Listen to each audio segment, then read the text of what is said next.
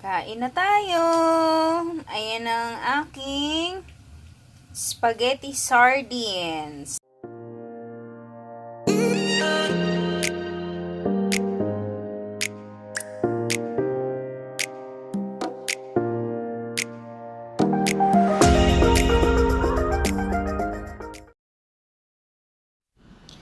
Ihanda ang ating kawali na gagamitin at painitin ito.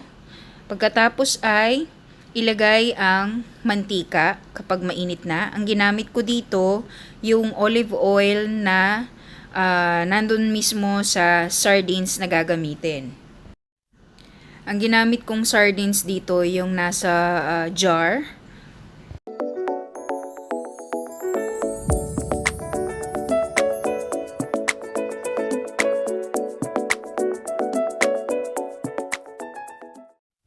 Kapag mainit na yung mantika, yung olive oil na ginamit natin, ilagay na natin yung sibuyas na hiniwa natin kanina.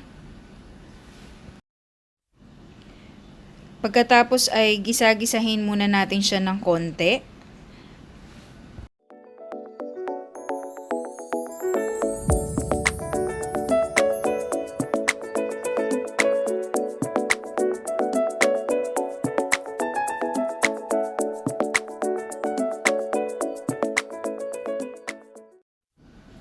Pagkatapos nito, kapag medyo lumambot na yung ating sibuyas, susunod naman natin yung bawang.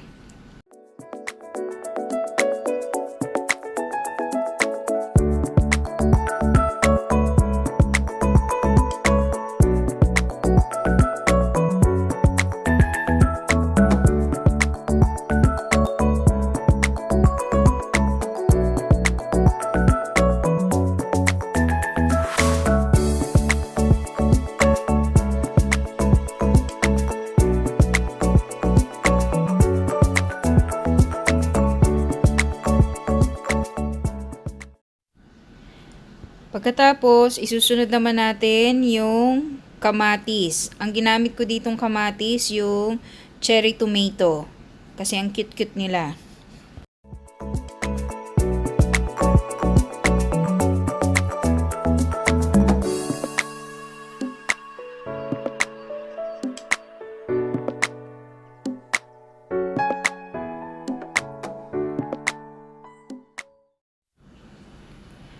Ang isusunod naman natin, pagkatapos ng konting gisa ng cherry tomato, itong red bell pepper. Ayan, igigisa din natin siya. So, magsama-sama sila dyan, mapupula. Ayan, pare-pareha sila.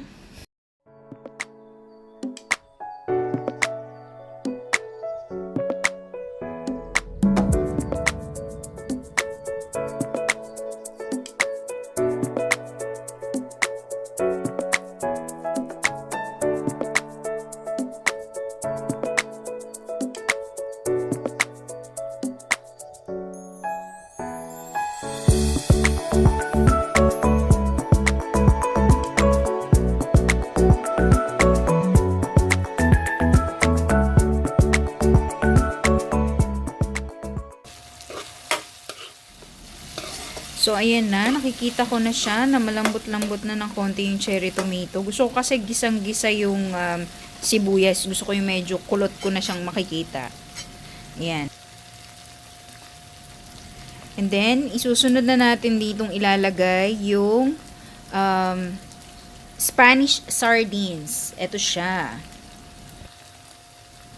So, tip lang mga mamshi, dapat pala, niready na natin kanina yung Spanish sardines, dapat minangkok ko na, nadudurog tuloy ano. Anyway, gigisahin din naman yan.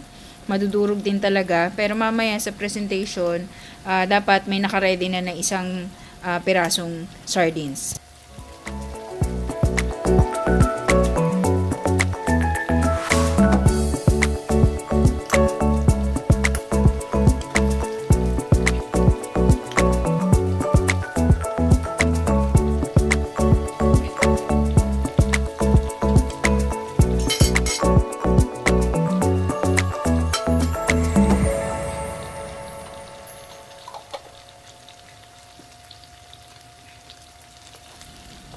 So, ayan na. Dinurog-durog ko na siya. Dinurog-durog ko na si sardines. And gisa pa more, gisa pa more. Once more.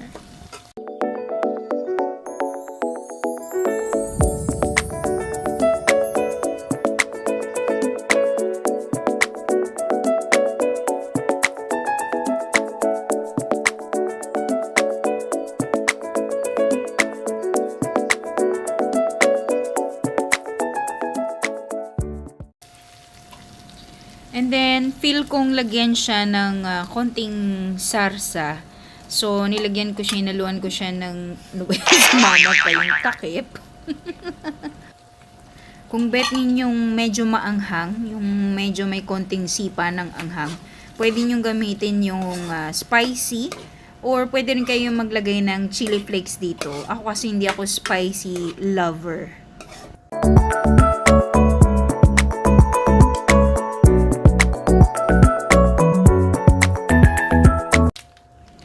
Next is, budburan na natin siya ng paminta. Ayan. More paminta. Isunod ang asin. Ang gamit ko dito mga mamshi yung pink salt. Ito siya.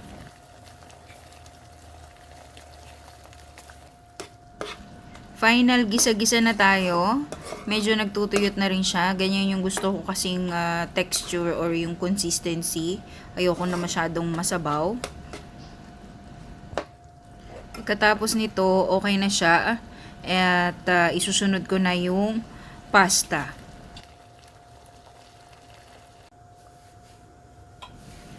So, ayan na mga mamshi, yung ating pasta.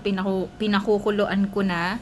So, depende naman sa inyo kung ano yung gamit ninyong pasta at kung ano yung instructions na ilang minutes nyo siya pakukuluan. Ito, ako normally 8 to 10 minutes ako nagpapakulo ng pasta. Minsan kasi kung 8 minutes, matigas pa rin. So, depende pa rin talaga sa inyo. Then, babalik tayo kay sardines kasi ihahalo na natin ngayon yung pasta at hahalo-haloin na. Pagkatapos nito, okay na siya.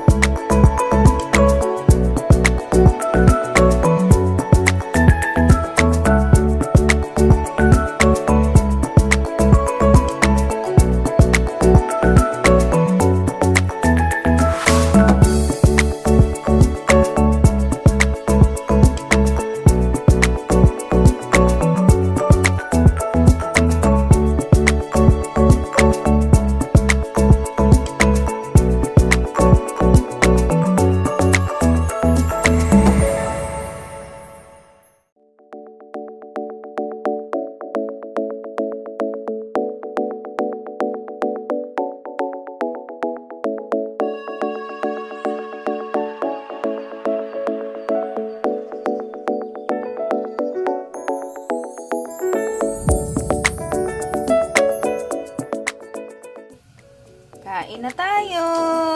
Ayan ang aking spaghetti sardines.